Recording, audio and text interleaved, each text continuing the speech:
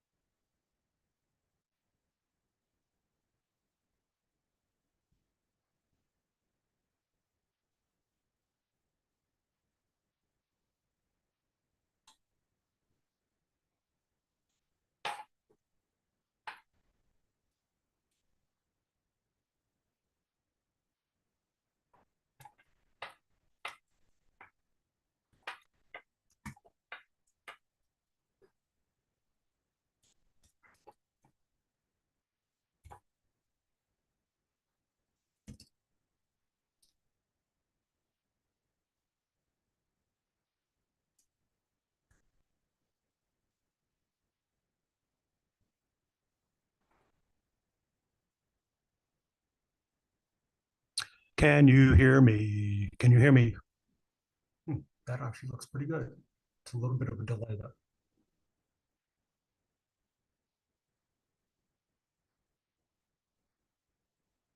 Wow, there's a huge delay.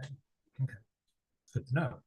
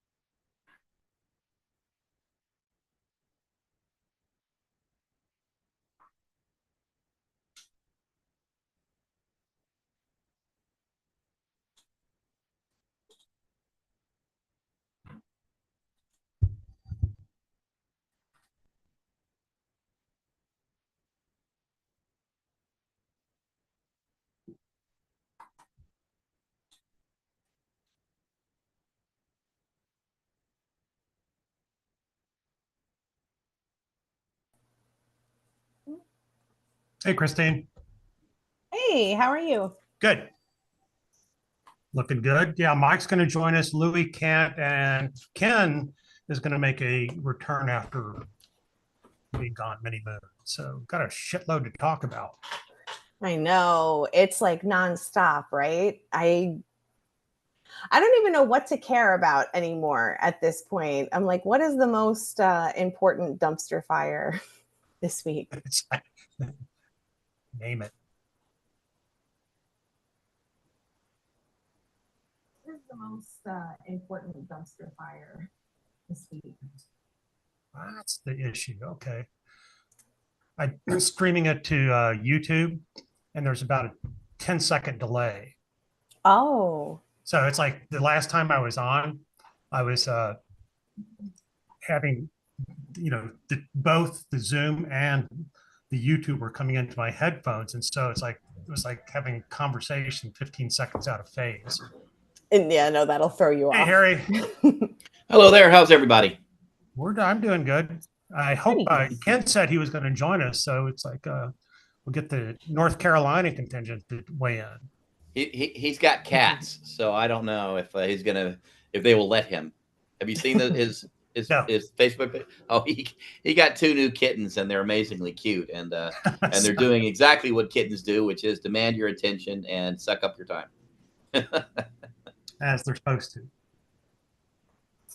Well, I finally got everything sorted out, so I'm using Zoom, streaming to YouTube, and YouTube has about a 15-second delay. Oh, So I've okay. got both. I've got both up on my screen now. So it's like I'm Don't talking do about. that. Any DJ will tell you don't do that. Well, no, I didn't mean to YouTube. I didn't Okay. understand that the last time I tried it. So I had two conversations, and I was getting the repeat like 15 seconds later, and it's like, okay, it's like, oh, mute. Now, sorry I couldn't join last week. I was in Houston with my 100-year-old mother-in-law Oh, Oh, and most of the in-laws. So it was I that's had no cool. my time was not my own at all, not even a little bit. good for her. 100 years old and still traveling.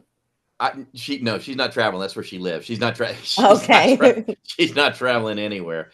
Honestly, she's mostly out of it. So I mean, she's not one of those Al Roker Smucker's jelly 100-year-old. She's definitely mostly living in her head right now, and that's at least she seems in good spirits when she's awake. Okay. Okay. Well, I'm going to go do a quick 2-minute errand. We've got 3 minutes. I'll be right back. Okay. How's life in Tampa, St. Pete, Tampa? Right? It's Tampa. Tampa, yeah. It's, you know what, it's not bad. Yeah, weather's been kind of humid, but I like getting the rain in the afternoon. So that's always kind Uh, of nice. That's my favorite time of the year in Florida, to be honest with you, is when we have the monsoon season. And yeah, every when I was a kid, I know it's probably gotten a little wacky since then, but when I was a kid, it was almost like clockwork from 2 o'clock to 4 o'clock every afternoon. It was going to rain and it was going to be spectacular.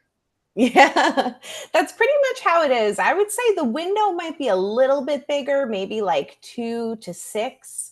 But it's the same difference. And like I kind of like feel like, oh, this is like, an appropriate time to nap. You Oh go, you take yeah, a nap, and then you come back and you maybe work until 6 or 7 or something like that. But I don't if know, you it just if breaks you've up the got a day. good deep porch, it is fantastic with just enough depth in it so that you're not really going to get wet, but maybe a little bit of spray, a little bit of mist comes in every now and then. That's like my favorite thing to do during that time was to take a nap on our porch like that. Yeah, we have a porch that's pretty good like that. Like it can rain pretty hard and you can sit on the bench and you won't get wet. So Yeah. I definitely go out there and hang out sometimes in the rain. My dog hates it. Yeah. The dogs have a tendency to react a little differently, but yeah, we do miss that. Arizona was good. They were different. They were just as spectacular, maybe even more so, but not the same character. It was just a different character of rain. But I the myth is that North Florida is the lightning capital of the world. It's really not, but there's a lot of lightning up there. And I even actually had a friend get zapped by lightning when I was a kid. So when you don't often know somebody who got hit by lightning, but I actually do or did.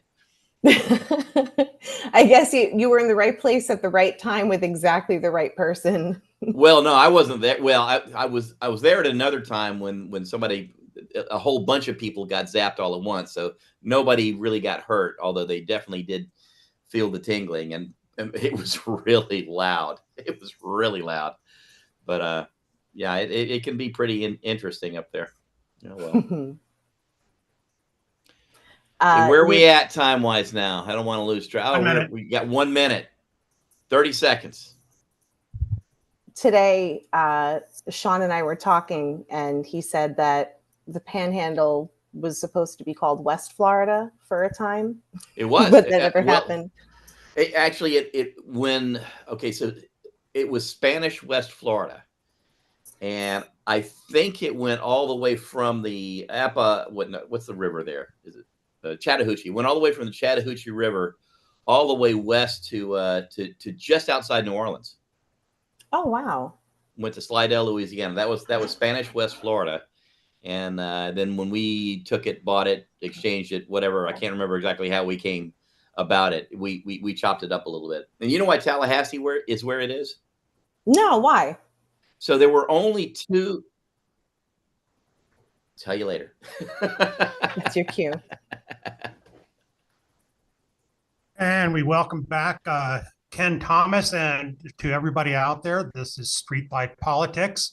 We have Harry Ramsbottom, Christine, and Ken Thomas holding down the state of North Carolina. And I'm out here in the desert suffering in the heat. We have a lot to talk about, and frankly, there's so many things to talk about, it's hard to know where to get started. I want to talk about Ken's cats. He's got the cutest kittens. They will probably be paying us a visit at some point during the broadcast. Somehow, I mentioned it on Facebook, but I was informed a week before last, not consulted, but informed that we were adopting a kitten. And we went to pick up the kitten, and somehow we ended up with two kittens. Come here. No, she's not going to yet. I'm basically a climbing tree for these animals. So they will, and I have the perforations to show it from those sharp little kitten claws. Yeah. But I'm sure they'll be paying us a visit. So somehow we ended up with two kittens. And then somehow on top of that, my office ended up being the ideal kitten place. I have it has its own bathroom, so we can put the litter box in there and a closet. And I've got a litter box 4 feet that way. So you know what I'm talking about. Yeah, somehow that happened. Yeah. And so yes, they're busy tearing the hell out of my office even as we speak. So I'm sure they'll make an appearance. I'll introduce them when they come over and climb me. Bless them. Yeah, exactly. So. Well,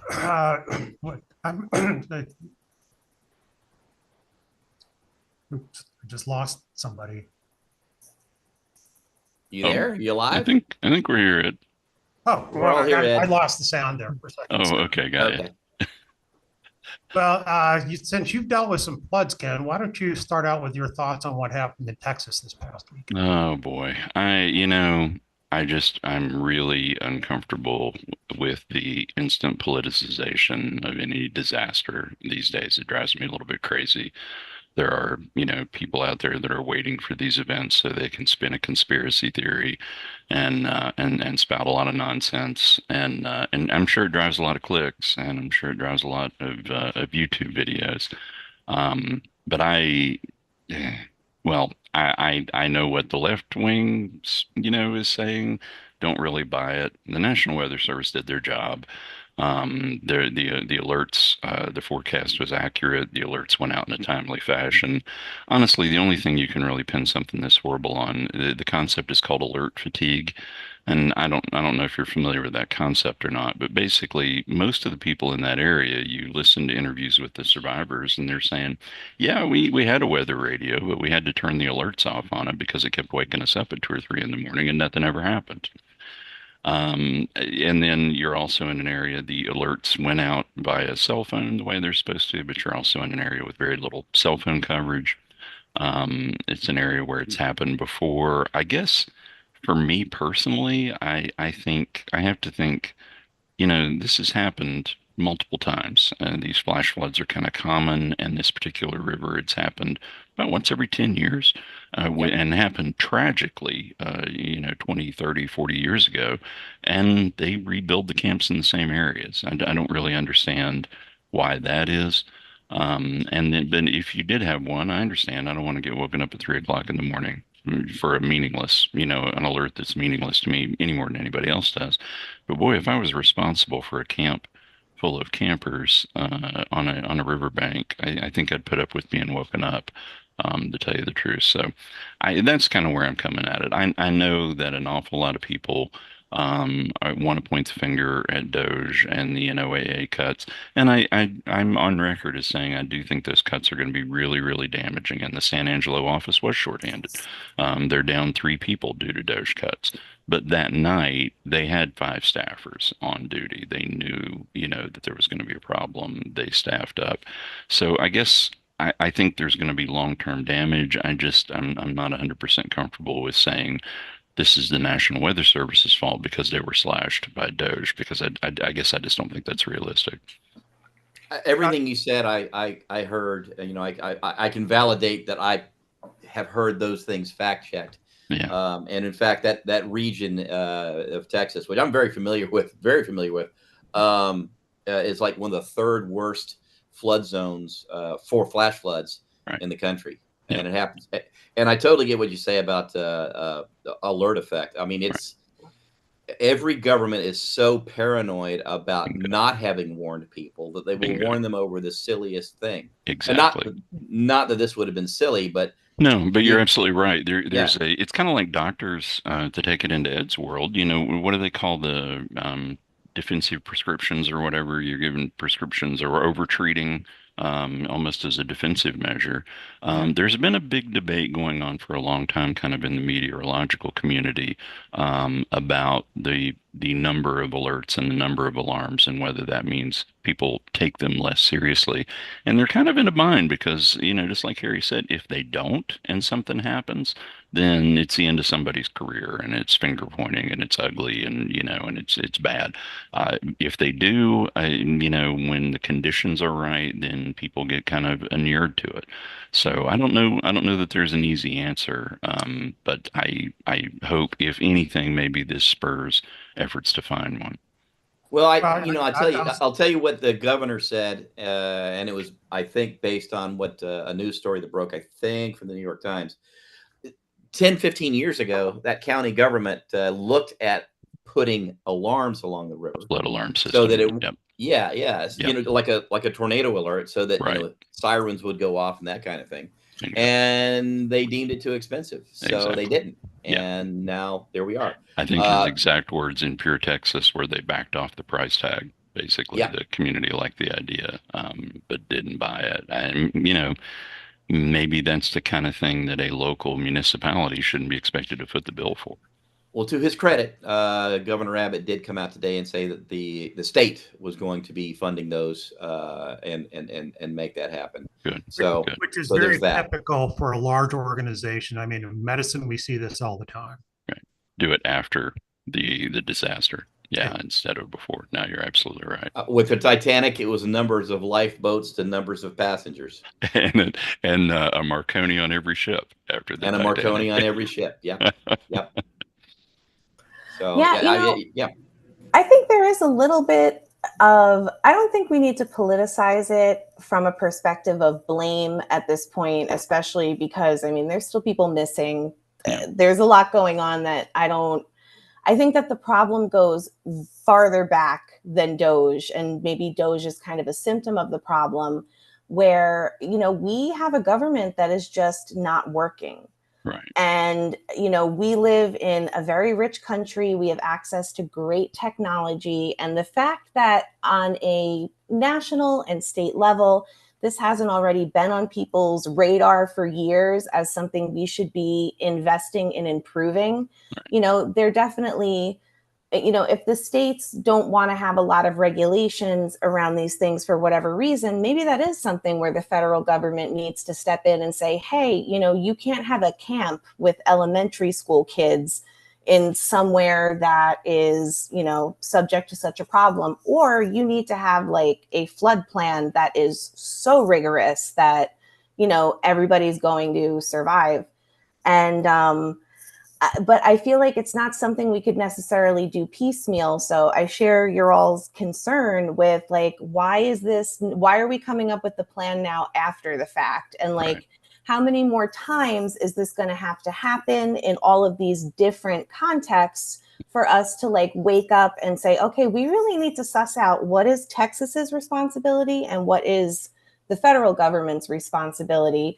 And unfortunately, right now, with the politicization of FEMA, it's just a touchy subject. Well, I think you're hitting a real key issue there, is that a functioning democracy can solve these kind of things, even when there's bitter disagreement. You can pass legislation to protect a kid, a camp full of 100 kids, on a riverbank. That seems like the kind of thing that people of good faith and noble intent can agree on, even if they're on either side of the aisle. But you're absolutely right. It may be a symptom of the fact that we do not have a functioning democracy, and we haven't had in quite a while. And that is, we all pay a lot of attention to the federal government, but it's paralyzed a lot of our states too. Well, talking about the politicization of it, a headline that didn't escape my notice, Ken, specific to you, is that apparently North Carolina is going to be getting some flood season going on here pretty soon. So the Chatham County, Chapel Hill area got absolutely hammered last night. Once again, I feel really fortunate where we live. Last year we had Hurricane Helene, and if you looked at a map, it was kind of west of us and on west. And last night, Chapel Hill got hammered, which is just kind of to the east of us. We're sort of in this little strip where we've dodged everything, but it was bad over there. Now, I will say that the areas that flooded, there are pictures of the Eastgate Mall and water halfway up the doors. The Eastgate Mall floods, every time somebody tears up. I hate to say it, I'm sorry that a bunch of people lost their cars in the parking lot, but it was built on a swamp and it floods all the time. But there are definitely some areas. I believe there's been one fatality from a road collapse. Our biggest hazard in North Carolina, and this may be taking things a little bit out of left field here, but in North Carolina we have a lot of private dams. An awful lot of them built on golf courses. They make for lovely, lovely water hazards. And they make nice ponds to build your expensive subdivision around. But largely these they're privately owned. They're uninspected. They're unmanaged. They're not, subject to the same kind of, going back, I think, to kind of what Christine was talking about. This has been an issue around here since Hurricane Floyd, and it blew out a lot of private dams, and you end up with whole communities washed out downstream. Typically, the ones that are a little, what the realtors would call less desirable than the ones that now find themselves built around a 30-acre mud puddle. But it's a real problem, and as it more and more comes out, it appears several of those dams blew out over in the Chapel Hill area, and I think that will be a contributing factor to a lot of this. This is where climate denial, science denial really becomes a huge problem, because you only really have to stick your head out a window a couple of times a year to realize that storms are getting worse, they're getting wetter, they're lasting longer, they're becoming more violent.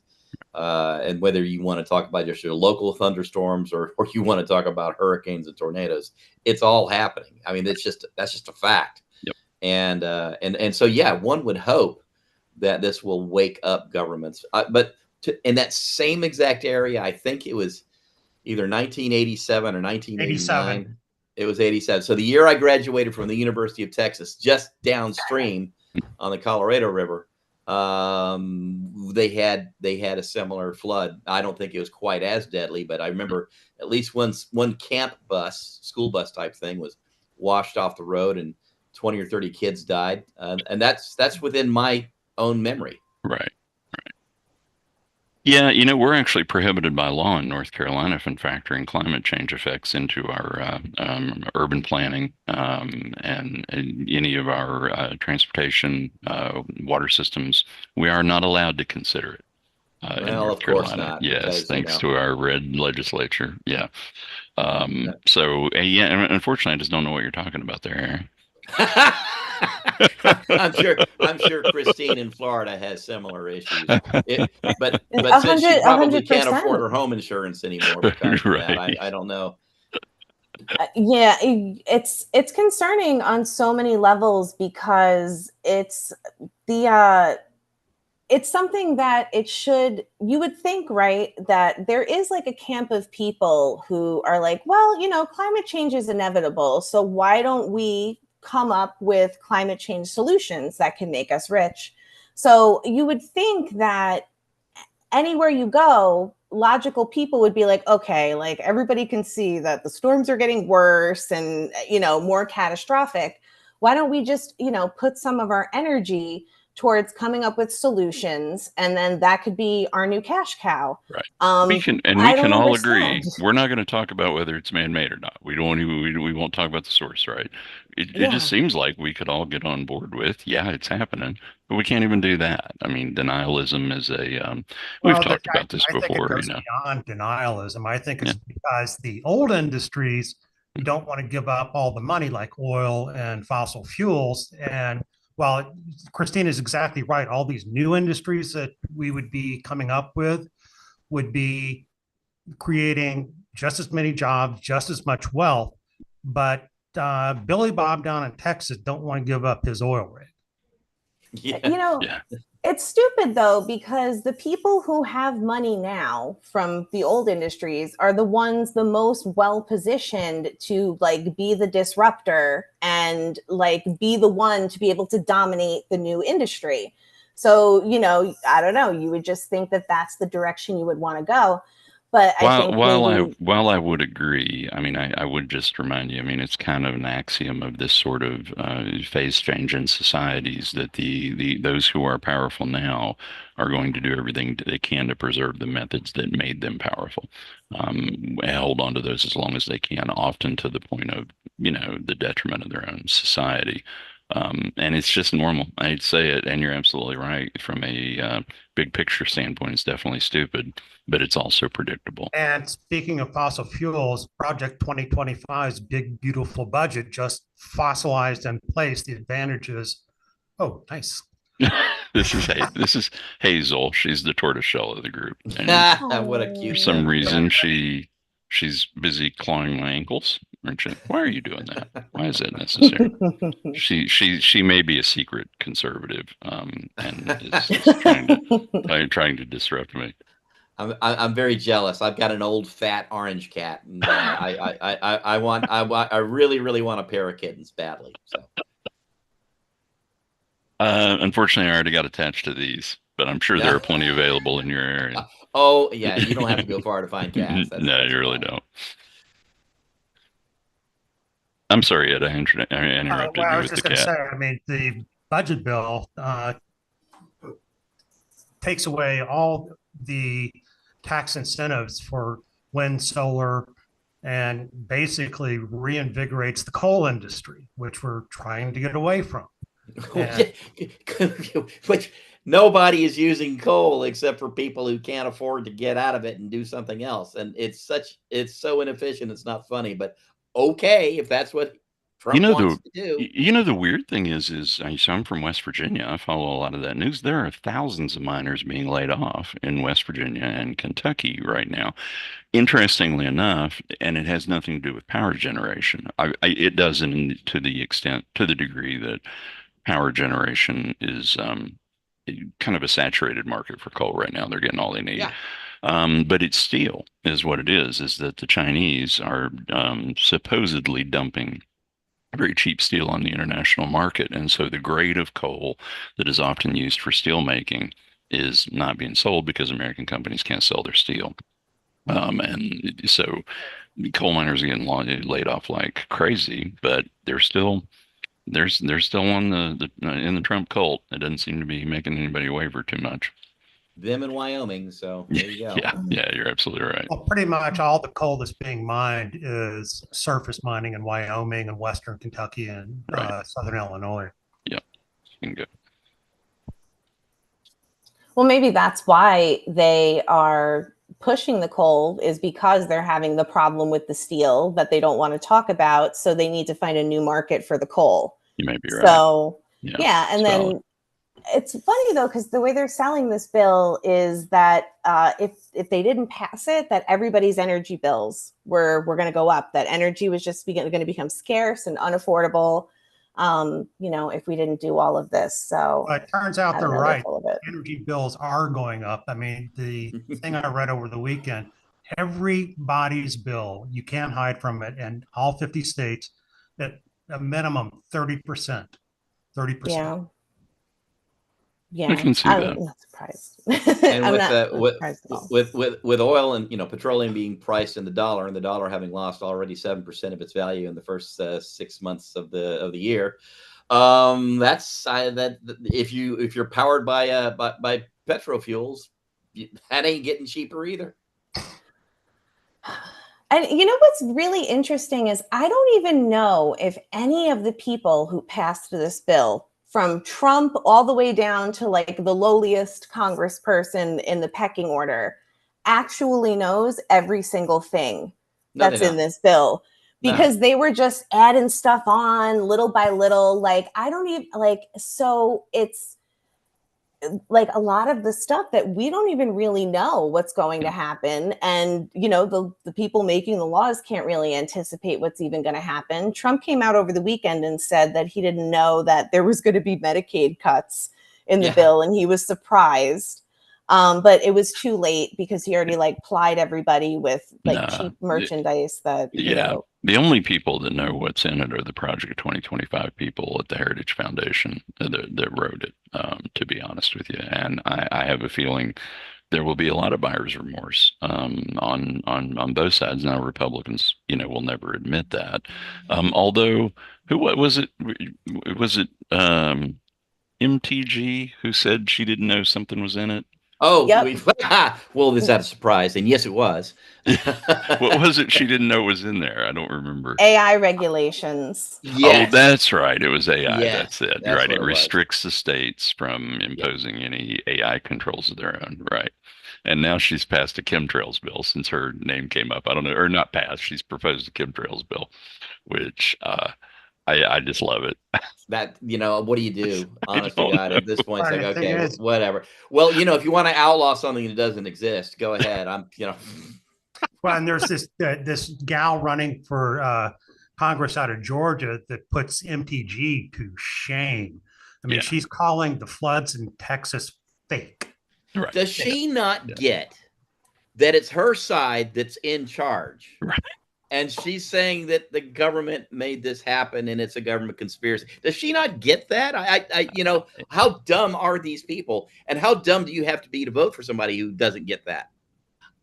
But I digress. Don't And- ask questions that you don't want know the the answer to.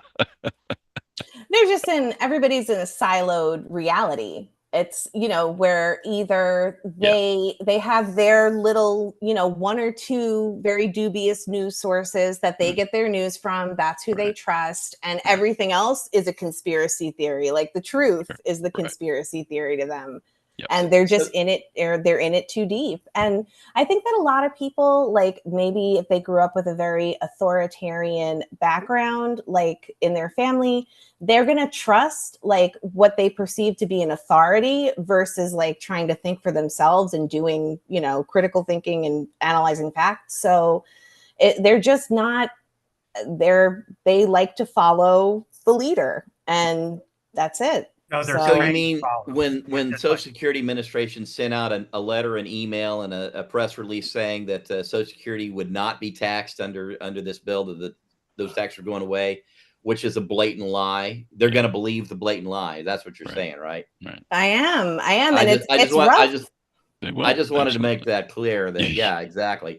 The other thing that is really annoying about this is many of the worst measures of the big bullshit bill don't even take effect until after the 2016 or 2026 elections. You are exactly right. The most offensive measures. And so, if this is going to be great for the country and boost our economy and do all these wonderful things, why wait? My gosh, it really seems like we should jump on that train right now. But we're not. We're going to wait till after midterms. Well, you are seeing some fallout because rural hospitals are already looking at it and said we will not be able to sustain it. In fact, a couple of one in Nebraska and I want to say one in North Carolina have already said, yeah, we're not going to wait to go bankrupt. Right. That's why why our Republican senator Tom Tillis was, I think one of only one or two Republicans that didn't vote for it and immediately announced he wasn't going to run for re-election because he knew he was going to get primaried as soon as he did. But his statement was he couldn't vote for it because 700,000 North Carolinians were going to be left without health care, and rural hospitals, especially like down east towards the coast, are going to end up closing. And specifically what he said about it. And I'm not a Tillis fan, but I will say I'm not going to disagree with him on that one. Yeah. And East North Carolina, if I remember correctly, that's your more radical part of the state, is it not? It's definitely it's hard to say. Yes, I rural, the west and the east, kind of. There's this area between like Raleigh and the coast, the Outer Banks. That's basically, I don't know, about 80 miles of howling wasteland, I guess, unless you're a soybean farmer or something. But yeah, that would typically be the more red counties. It's very rural until you get right up to the coast to Wilmington and the coastal cities. But yeah, it is very rural. Now, I just don't know. I don't know. People are very dyed in the wool down there. We'll see if that threat to their local hospital actually brings about a reconsideration. But it's too late now. Bill's passed. I have an observation. I was up in Prescott this past weekend and managed to get in to see my first ever Prescott rodeo, the world's oldest rodeo. You were killing it in that hat, by the way. What's that? I said you were killing it in that hat. I was absolutely jealous. I cannot pull off a cowboy hat. I cosplayed a cowboy, so it's like, and I fit right in. I've tried. I just cannot pull off the hat. The observation I had is one, that is the most white people place I have ever seen. I kid you not. I was looking around. There were a few Hispanic people, not one black person to be seen. Because they're smart. Well, keep that thought in mind. I was the number of Trump shirts, hats. I mean, they started the rodeo with a bunch of American flags. You have to get up and Pledge of Allegiance.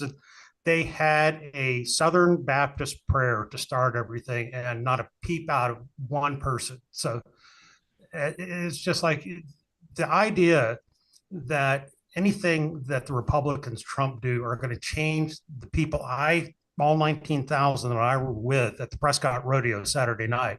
It's not happening. No. They are still bought in 100% to what he's doing. And no matter how bad things get, they can always tune into their media bubble. Like Christine said, they can turn on Fox News and they're going to be told everything's great. Anybody that's getting hurt deserves it. They were the bad people. They're the ones we hate anyway. And anything bad somehow is Biden's fault. And they will continue to believe it. So are you saying that when DOJ last night put out the announcement that there will be no Epstein list, that everybody was cleared, nothing happened, nothing to see here, everybody move along, that all those screaming MAGA people are just going to buy that shit and go, yeah, we knew, yeah, we're good? That is going to be the fallout from that's going to be very interesting. I'm watching it, man. I think mean- that's a different coalition. I feel like the people, like a different, or I should say, a different part of the coalition, like the people in, very rural North Carolina and rural areas that are just, they're evangelical and they are just 100% bought in via that route. But like the Epstein people were kind of like, sort of like remnants of like anti-establishment, contrarian, edgy people who wanted to feel like, I'm in on like a secret or something like that. Like it was, so I feel like it's a different demographic with the Epstein files, not an insignificant one, but I feel like it's just a different part of the overlap. It really there. tends to be like the tech bro incels that are heavy into the Epstein thing. And yeah, I do think that's going to bother him. I think that's going to bother him enough to drive him to something else? Probably not. But Maybe the American Party. Maybe to the American Party. Yeah, you're right there. If that becomes a real thing, then, but they probably would have gone that way anyway, I suspect. Yeah, well, Ross Perot called and he wants his idea back. You can't, unless we get ranked choice voting, we can't have more than two parties because the third party will always be the spoiler. Right. I mean, getting ranked choice voting, I think we'll get a constitutional convention first. So, maybe at like a local level, we could get some ranked choice voting or in the primaries. There are some states actually where they do. Isn't New York one of them? Wasn't that part of the deal with the mayor's race? Yeah, the mayor's race. It was a ranked choice voting California system. does as well. Okay. Yeah. So I've been pushing for ranked choice voting. I'm absolutely 100% with you on that one. Federally, I don't know if it's ever realistic, but I'd like to see it before I die. You know what, though? I was thinking about it the other day, reflecting on the whole Mondami situation. And I was like, you know what? This is actually a good thing, right? Because certain states, certain cities are always going to be like 20 years ahead of the rest of the country. They're sort of, a trendsetter of things that are going to come. So for New York City to go in that direction in this election, I don't think it's going to immediately mean like a blue wave and we're having democratic socialism tomorrow and everything's great. But I do think it's a sign that like the country can go back in the right direction, like, because we do still have these places where, we're not having such a slide back into authoritarianism. Well, my biggest source of hope from all that is that guy ran a brilliant campaign, and he ran a 2025 heavy social media campaign, and did it brilliantly. And if I'm hopeful for anything from that, it's that a lot of Democrats were taking notes. And paying a whole lot of attention to how that was done, whether they're on board, whether they're as far left as he is or not. There's a lot of lessons to be learned from how he ran that campaign and beat the traditional campaigning. And like Harry said, largely on a shoestring budget. It was really, really impressive. Well, we've got a race down here to replace Rahul Grijalva, where a young lady that's 26, who I hope to have on the show in the next 2 weeks. No, really? That's awesome. I've got the invitation out. Cool. Deja Fox is her name. And she has gone on a shoestring from basically no name recognition to where she's within spitting distance of taking down Adelita Grijalva, the presumptive heir apparent to the seat. And a lot of my Tucson friends are very excited about Deja Fox. Very excited. That's good to hear. Yeah. That's good to hear. So I love her. Right now, I think she's got a chance to pull it off, because I think that message is resonating, that we're tired of basically people my age, boomers, fucking things up. And it's time, it's time we have a new generation. And, I think that with Mondani, Deja Fox, there's going to be a slew of new blood coming around. And I think people are going to say, you know what, we need to go young. So what you need is a cool name. You need to look good. There's that too. You need No, to be that young. is an I like it. excellent name for a politician. It A really is. politician or a newscaster. That- I feel like it would that's also why- be a wonderful newscaster name too. That's why I should be either one of those. So yeah, no, absolutely. There you You go. got to have a memorable name. Have you all ever heard of the hair theory of stardom? No. It's basically where you've got to have unique hair to kind of make it as a household name. Like, and you know, like there's been a few pop stars. I don't know if y'all are familiar with Ice Spice or Chapel Roan, where you know they have very exaggerated hair. You know, Right. maybe a fun color, and people start to kind of recognize them by that, and it helps build their image. But I think the name is there's a important. similar theory around names and sports athletes, that there's a certain rhythmic cadence to some names. Michael Jordan, Joe Montana, Dan Marino. It's just the examples they were using in what I was reading was NFL players, but it definitely boosts a career and attention. And I'd throw it off casually as a cool name, but there are certain names, certain cadences that stick in your mind, flow very easily, and there's some evidence to support it. So now we know it's hair and name. Remember Definitely. that picture about, oh God, 40 years ago, probably, Rolly Fingers? Wow. Yeah, you're going way back. That's a deep I'm cut. going way back. That's a deep cut, Harry. That's a deep cut. But what a name. Rolly Fingers for a picture. Come on, you can actually see. Oh. And it was the mustache. Not, Well, that's the not too hair bad, was the actually. mustache. Right. Oh, that would be so cool though if Deja Fox came on the podcast, because I think she's a very inspiring candidate. I get her ads all the time, even though I live over here in Tampa. But my sister's moving to Arizona soon, so we'll see. What do you have your VPN set for Tucson? What's the deal? How are you getting those ads? Oh man, I get I think- everything. Yeah. I donated to like one political campaign 5 years ago or something, and they just pass around. They just pass around the mailing list. It's crazy. I get them from everybody.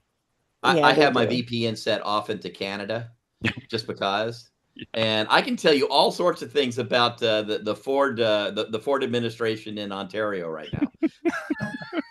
Well, you know, the Deja Fox campaign is interesting, right? Because it's the former congressman's daughter that's her opponent in the primary.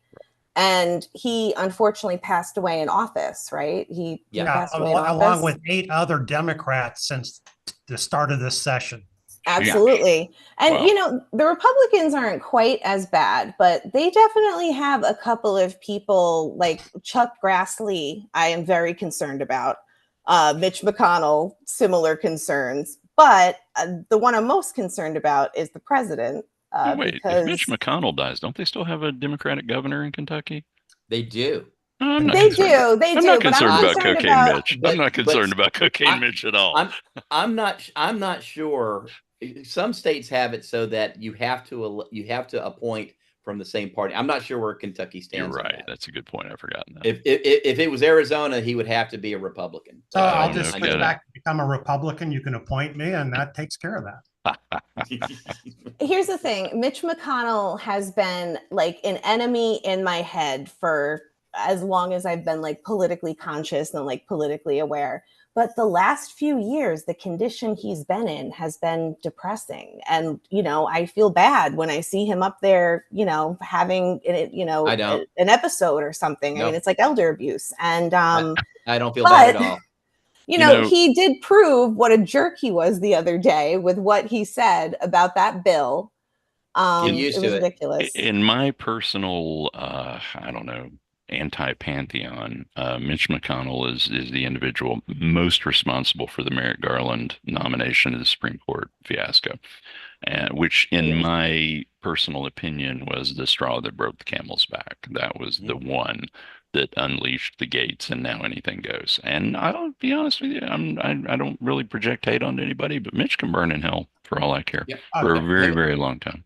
He's on my list of people that I'm going to piss on their grave when I get around to it. So it's a long list and growing. But you're clearly a better person than we are, Christine. I think that's obvious. No one would dispute that. I certainly would not. I'm not going to defend Mitch McConnell at all. So I'll just, you know, like I said, I'll just leave it at that. But that, you know, I say it because Trump is like another one that is clearly, clearly losing it. He's clearly having all of these health issues.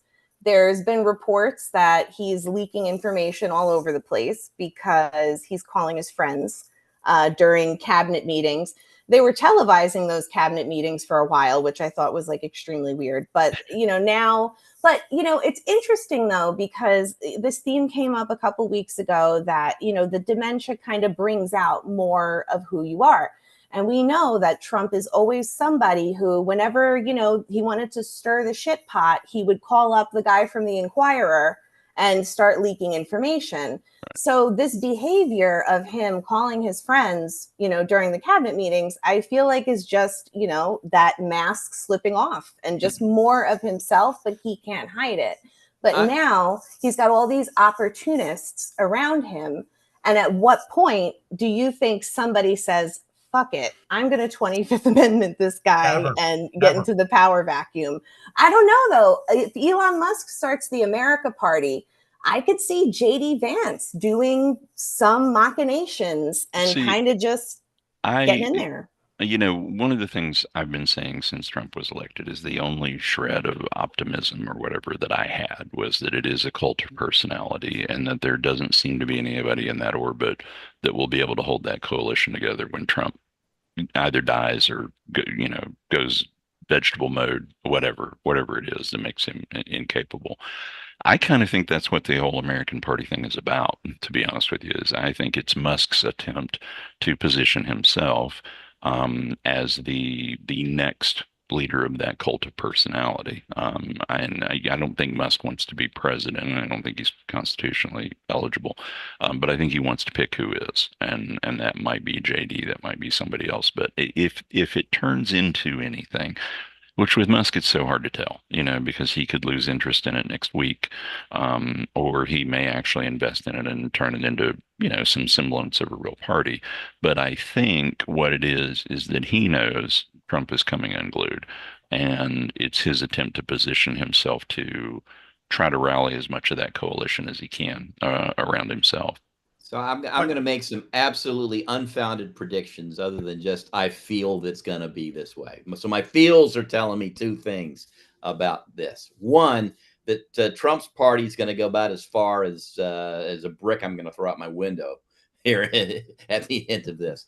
Two, that Trump ain't going anywhere unless he literally just turns into a foaming mouth, gibbering idiot on live TV and does something completely off the wall, like drops his pants and pees on the monitor.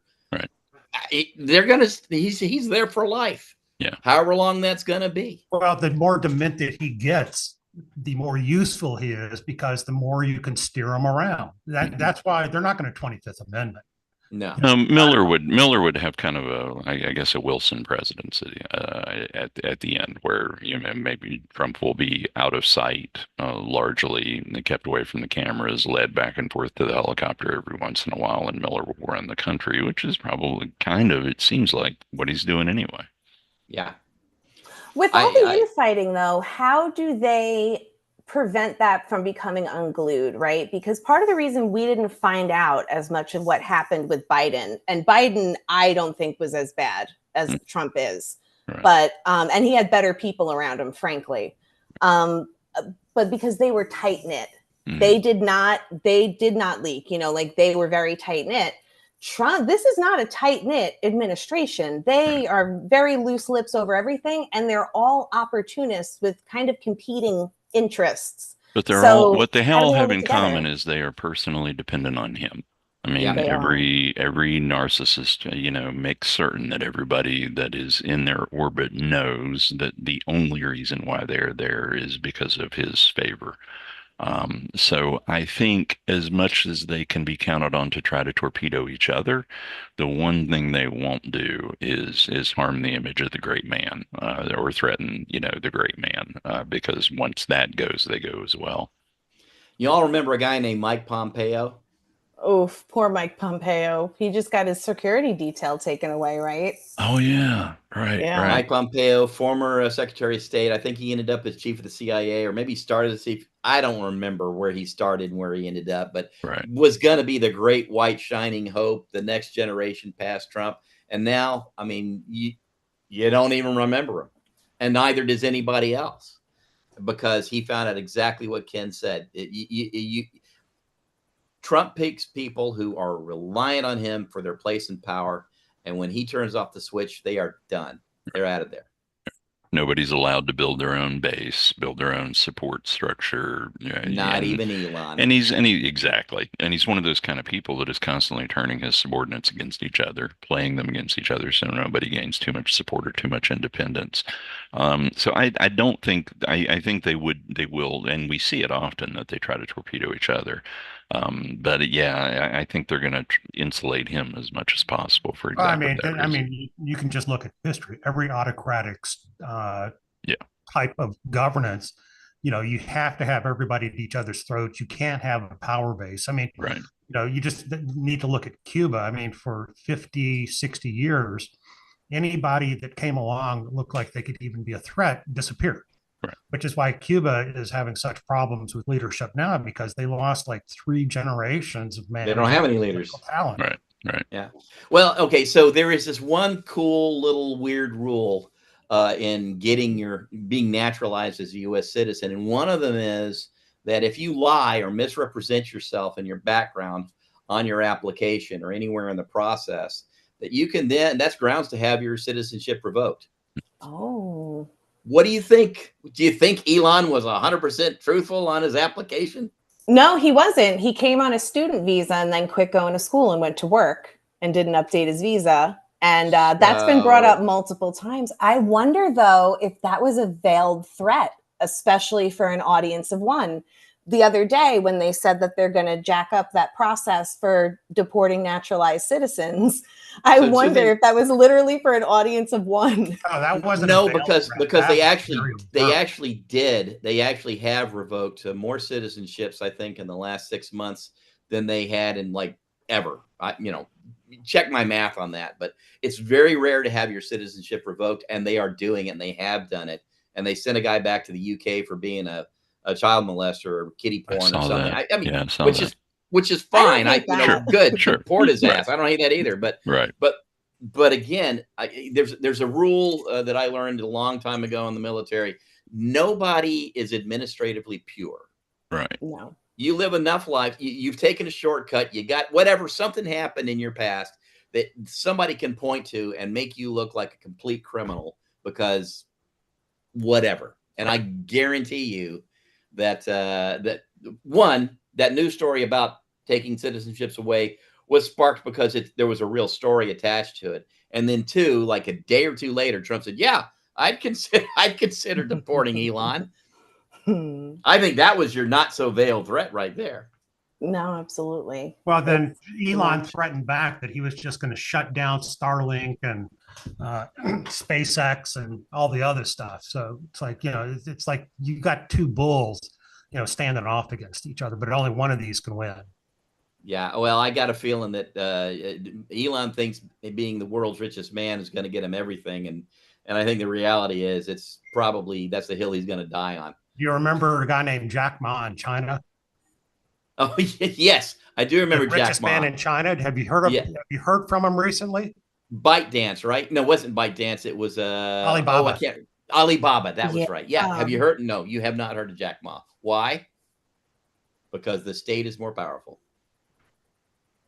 Bingo. Yeah, I can totally see Elon going somewhere else, either on his own or because somebody let him out the door in cuffs. Why doesn't he just buy a country? Like, if he has all this money, he can just buy a country. There are really cool sets of islands in the Caribbean that have absolutely no ownership or could be bought from their current owners if he wanted to do that. Because all of his goals, dreams, and ambitions are dependent on lots and lots of U.S. taxpayer dollars. Unfortunately, he himself does not have the money to build a fleet of 250 starships to go to Mars, as much as he has. He doesn't have That that much, and that is that's an honestly why he's not going anywhere else. Now, that's an absolutely valid point. Yep. if he thought China would fund that, SpaceX would be a Chinese company tomorrow, and no doubt in my mind. But right now, his best chance to get that fleet built and launched is through U.S. government contracts. So I don't think he'll be buying a country and departing anytime soon. Good point. Really, totally valid point. I thought we were broke. How are we going? How are we going to Mars if we're broke? We're gonna cut taxes on the rich, and then that's exactly what I was gonna say. we're gonna cut taxes to our way to wealth, and this time it'll work. Yes. No, we're gonna pay for 100 alligator Alcatrazes instead of one spaceship. I mean, we're in big trouble. It's the Chinese century. I'm frustrated. Like, I don't know what to say. These people are so stupid. They're just not interested in like good governance at all. Just as a history lesson, I want to remind you that there's now 3 times in U.S. history where we've used tariffs as a political tool. One was 1820, which produced a massive depression. The next was 1920, which, well, you remember how that turned out, and now. And so the chances that we get through this unscathed are looking pretty grim right now. Well, and Mark, to add to the S&P history, dropped. oh, S&P dropped about 1% today after Trump announced 25% tariffs on Japan Japanese. and Korea. But to add to the history lesson, this is the 4th time we've cut taxes on the wealthy and corporations in an attempt to drive up economic activity and spur revenue and balance the budget. And the first one was during the Reagan administration. The second one was Bush Jr. The third one was the Trump administration. In each case, we ended up with a worse off economy, larger corporations with less competition, a ballooning deficit, and a national debt spiraling out of control. But we're going to try that again. Yeah, we're going to try that again too. So. Yep. It's kind of interesting when you think about it. All of these previous failures that this administration is going to revisit. I don't know. Is it a land war in Southeast Asia? Is that next? It's like, I wouldn't rule it out. It's like the grand failure tour.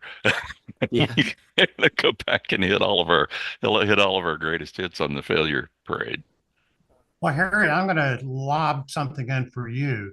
I was listening to a podcast this weekend, and this guy who has a similar background to you says that before the end of the year, Iran will use a nuclear bomb. I totally disagree. I mean, I really do. First off, how are they going to employ it? I mean, really and truly, how are they going to employ it? They've got medium range rockets that, Tel Aviv is basically at the end of their range envelope. Okay. So there's that. But of course, Tel Aviv could be a target. So let's go with the next thing. They haven't developed a weapon yet. How in the world by the end of the year are they going to not only develop a weapon, but then make sure they can test it and get it to where it needs to go? North Korea has been doing that for some years now and still hasn't quite figured it out. It's not as easy as just sticking it on the end of a rocket and point it in the right direction. So that's the second thing. So no, I don't think by the end of the year anything's going to happen.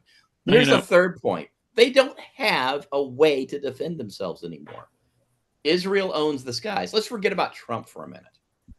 Israel owns the skies over Iran. They have already said it is a matter of their national survival that they prevent Iran from developing nuclear weapons. They are not going to rest until they have done that. If they even think that Iran is doing that, they're just going to deliver however many packets of however many munitions of whatever type they need to, wherever they need to, populated or not, to stop that from happening. They clearly do not give a shit about killing civilians.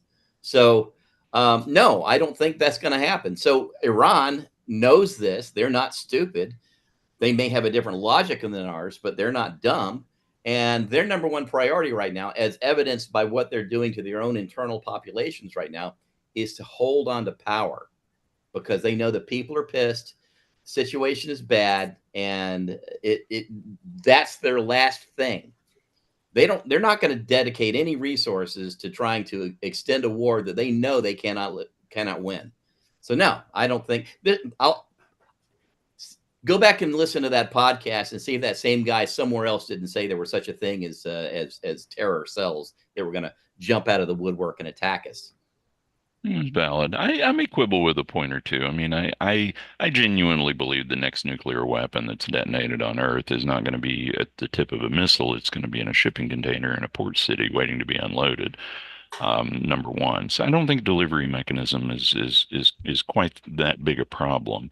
Now, I would also quibble. I don't see them using one. I suspect they're trying very hard to develop one, and I think when they do, we'll see an announcement, maybe a legit announcement, maybe not. The only way they're going to prove it is by testing one.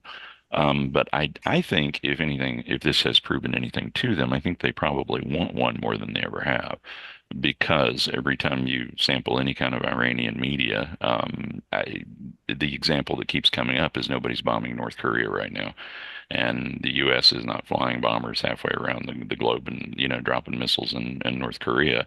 And the reason is because they have nukes and leadership that's crazy enough to use them.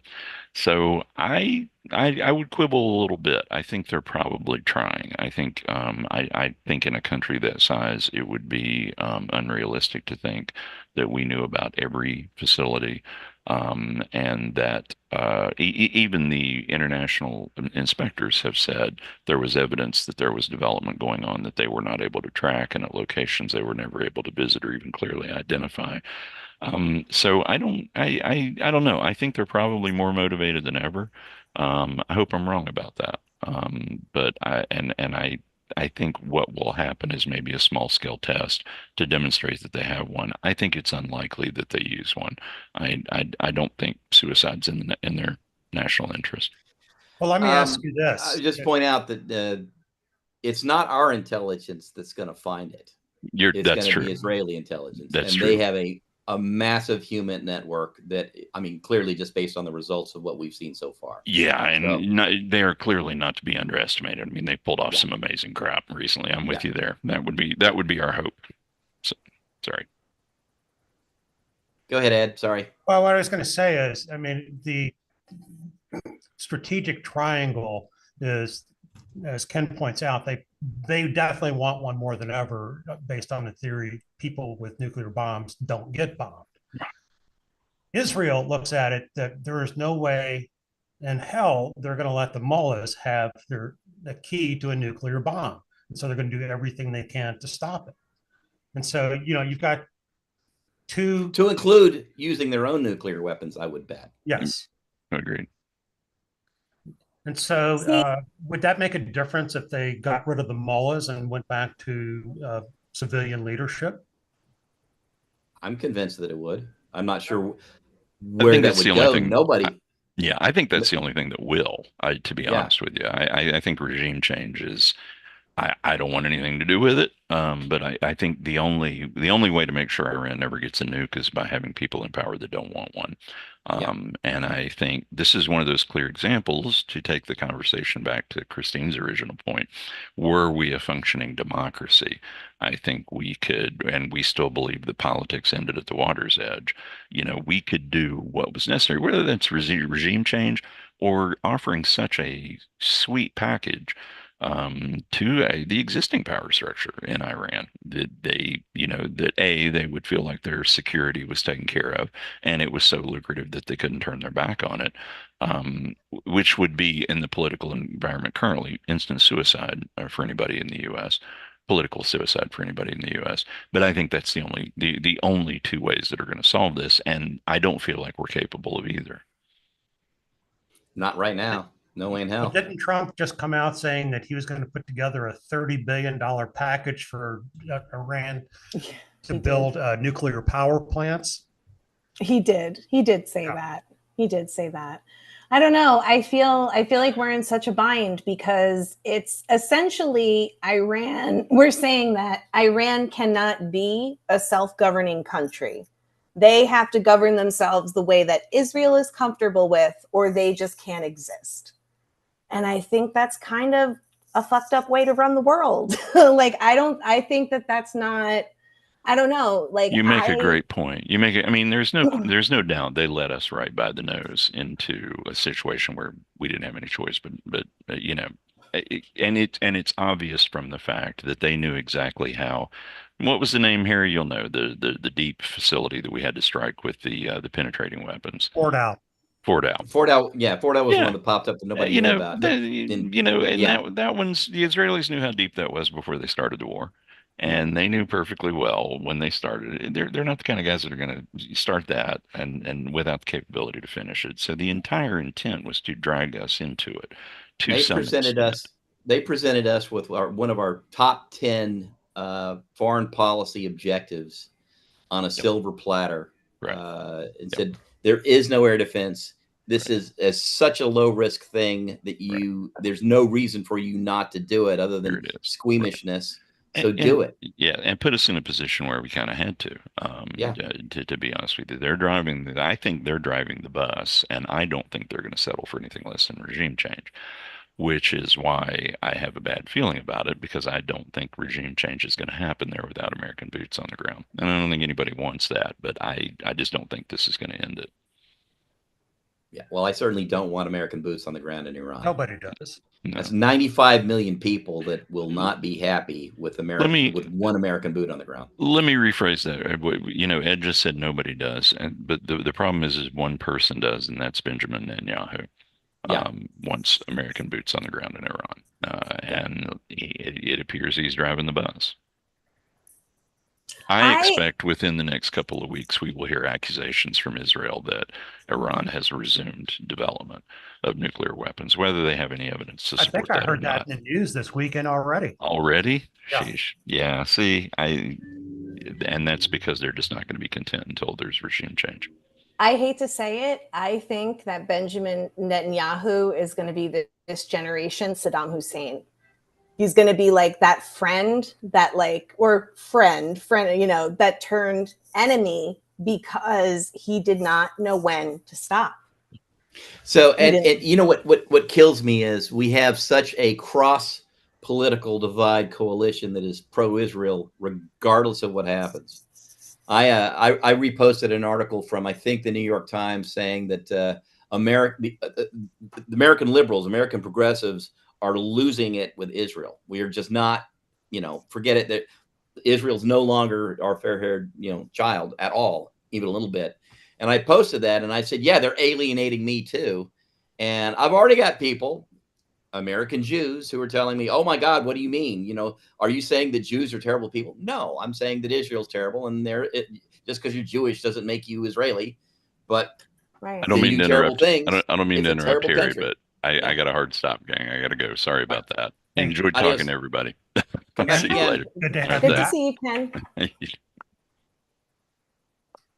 Well, that's probably a good signal for the rest of us. But to your point, Christine, I mean, Netanyahu knows he's got hooks deep into both sides of the aisle, and as evidenced by the fact that I think if there's any one issue that cost Biden the election, and it's not just one, never just one, but if there is one, it would be Israel and the counterattack on Gaza.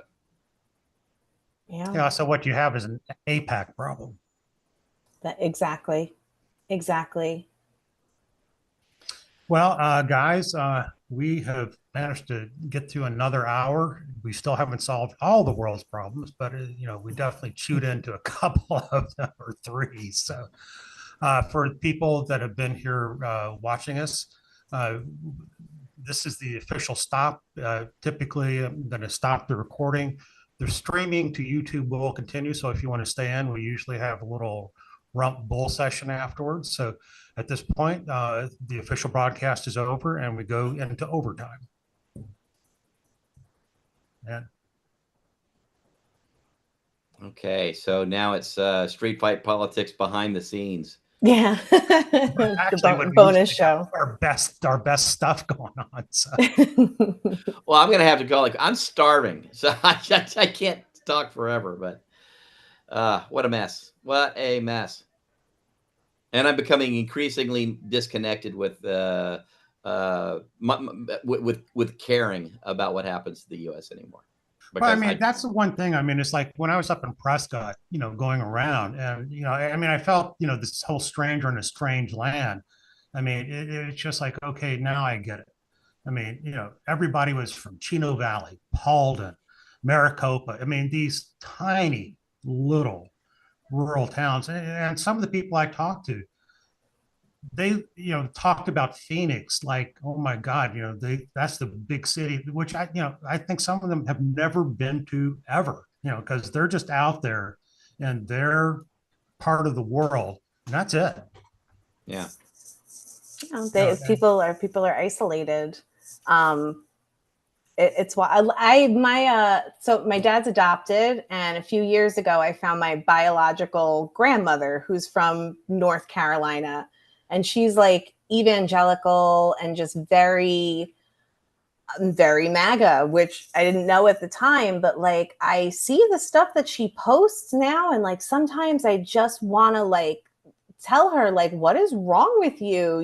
Like I feel like almost like flipping the Southern charm on her and being like, I'm going to pray for you because there's clearly something going on that's here. That's a shot across the bow. No, I know. But it's just like, I can't conceive of that worldview because she has that very authoritarian worldview, and also like with the end time stuff and, like the doomsday. And it's just, I know that like, I will never get through to her. And, it's just not worth the energy. And Harry, to like what you said about how it's hard to care, like, it's hard to care because we only have so much energy, right? And we have to like survive and be resilient because you can't pour from an empty glass. So it's like, what thing do I put my energy into that will actually matter? And I think a lot of people are feeling that way too. Like there's just sort of like, and I think it's partially the Democrats' fault because they still have not been able to like coalesce around a real message. And I think people are feeling scattered. I don't know. The only reason I'm a Democrat is because there's no way I could be a Republican. And there really isn't a third party that, regardless of what Elon does, there will not be a third party that's going to be viable to be able to do anything about it. So, well, the thing that gives me hope is watching what Mondani did, looking and taking part with Deja Fox. I mean, I think there's things happening and it's coming from the bottom. It's, and it's like, that's been the Democrats' problem is we have, the Chuck Schumers and all these fossils that keep dying in office in the Democratic Party. So it's time for a wholesale change. And I think that's coming. So rather than, try to, do a class project where we, try to come up with a platform for the Democrats, I think it's going to occur organically as all these different young candidates, sort of, they test things out, see what works, and that's going to be the Democrats' platform coming in 28. I think you're probably right. And I want to give kudos to Nancy Pelosi, a fossil, who at least was smart enough to not only get out of the way, but before she got out of the way, groom leadership from below, so that there is a generation waiting to take its place. So we'll see. Maybe they're not the right people. Maybe they grew up in an era that is now obsolete, but nonetheless, they're at least not 80. Yeah. I have such mixed feelings about Nancy Pelosi. Sometimes I'm like, all right, Nancy, I'll give you that one. And other times I'm just like, can you retire, please? Oh, I think her days are pretty close to being done, honestly. And again, at least she got out of the way and did not, said she was not going to be Speaker of the House again. She'd had her day, or majority leader or anything like that. I think, in fact, I don't think she holds any office within the. Well, I mean, that's my problem with Hakeem Jeffries is he's another institutionalist. Well, that's what I was getting at. He's my age, like exactly, which doesn't make him young, but it makes me young compared to half the Senate. But he grew up 40 years in a system that is no longer this obsolete. And he's not charismatic. He's just not. He like, I'm from New York, and like that is not like, he just comes off to me as flat, like as another New Yorker. And like, I don't, even sometimes when he's being like passionate about something, like I just don't buy it. I don't know what it is. Like I don't know. The New York needs like a real shakeup, and hopefully, You mean like Mamdani? Oh yeah. Mamdani. And then, you know what though, we're going to be in for big trouble if Elise Stefanik winds up running for governor, because I think that she'd have half of a shot, and she's a real lunatic who just happens to be good at fundraising, and that's a problem. I think she's more dangerous than being a lunatic. I actually don't think she's a lunatic. I think she's worse. She's an opportunist who would do or say anything. Yeah. I don't think she's crazy at all. She went from being a fairly moderate Republican in the old days to seeing where her bread was buttered and running after that full tilt. So. Yeah, and she gave us George Santos. She gave us Carolyn Levitt. And she up there in, New York politics, she knows how to get donor money. And, if you get under her wing, she'll help raise you up. And it's just not good for New York. But what happened with this budget bill could really be bad news, because I don't think they got the SALT tax back. I mean, who really knows, because they were editing it until the last minute. But if they did all these cuts and all this stuff and they didn't do that SALT tax, New York is going to be out for blood. Yeah, absolutely. All right, guys, that's it for me. I got to go. I'm starving. We'll call it there. So for the people that stayed with us for the after show, thank you. And we'll see you next week. And I'm sure a ton of stuff is going to happen.